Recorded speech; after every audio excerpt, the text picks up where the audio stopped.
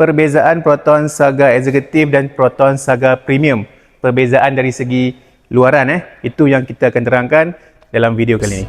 Okey, kita tengok dulu desain sudut pandang sisi hadapan. Dari segi desain bumper, grill, logo, lampu sama sahaja untuk Executive dan juga Premium. Dan untuk bahagian bawah, bumper bawah ada front parking sensor. Executive pun ada, Premium pun ada. Headlamp depan menggunakan lampu LED. Kalau version lama, Saga MC2 menggunakan lampu halogen. Untuk yang version baru, even Executive pun sama, Premium pun sama, dapat lampu LED. Dan datang dengan lampu DRL juga. Untuk lampu DRL ni, day running light ni, untuk spek extended tak ada lampu DRL. Executive dan Premium kedua-duanya ada lampu DRL. Untuk bahagian windscreen cermin hadapan ni, kalau kita tengok Premium dekat atas sini ada kamera untuk ADAS. Okey, ini bukan dashcam, ini kamera untuk advanced safety features. Berbanding Executive sini kosong saja, dia tak ada. ADAS hanya terdapat, advanced safety ni hanya terdapat pada spek Premium sahaja. Seterusnya kita tengok sudut pandang sisi tepi pula. First kita tengok pada tayar dan rim dulu. Okey, dari segi saiz tayar dan rim, Executive dan Premium menggunakan saiz yang sama. Cuma beza kita tengok pada warna rim tu. Design rim untuk Executive dan Premium, design dia hampir sama, cuma warna dia, konsep dia untuk Premium ni, rim dia dual tone color, silver dan juga hitam. Untuk Executive, warna dia silver sahaja. Untuk side mirror, kedua-duanya menggunakan konsep yang sama. Datang dengan konsep side mirror berwarna glossy black. Even maksudnya anda pilihlah warna apa pun, putih ke, merah ke, warna side mirror mesti glossy black, warna hitam.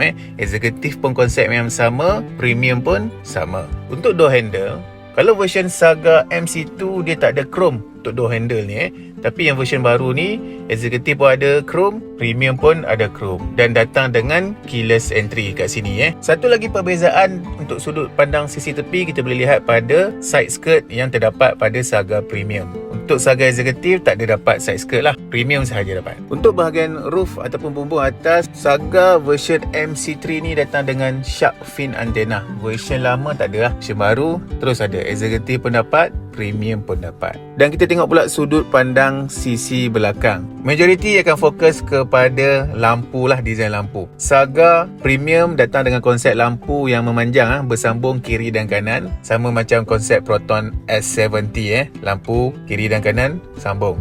Cuma Executive spec tak ada. Executive dia masih kekalkan konsep lampu kiri dan kanan saja. Di bahagian tengah ni hanya ada logo Proton. Tapi daripada jauh kita tengok macam lampu juga sebenarnya kan. Ada lining hitam ni, tapi sebenarnya bukan lampu lah. Saga Premium saja. Konsep lampu lining belakang panjang ni. Untuk desain bumper bawah, bahagian belakang ni sama saja. Executive sama, Premium pun sama. Dan datang dengan sensor parking bahagian belakang. Dan di bahagian belakang juga lengkap dengan reverse camera. Executive ada, Premium pun ada. Reverse camera ni tak terdapat pada spek standard. Untuk spek Executive dan Premium saja datang dengan reverse camera berserta parking sensor belakang. Untuk spek standard hanya ada parking sensor belakang. Reverse camera tak ada. Pajak zero deposit, zero bayaran muka. Full on cash untuk anda rakyat Malaysia. Untuk Proton Saga, Proton S70, juga Proton X50, X70 dan X nanti. Kami buka package ini kerana ingin bantu anda semua. Sebab kami faham anda semua.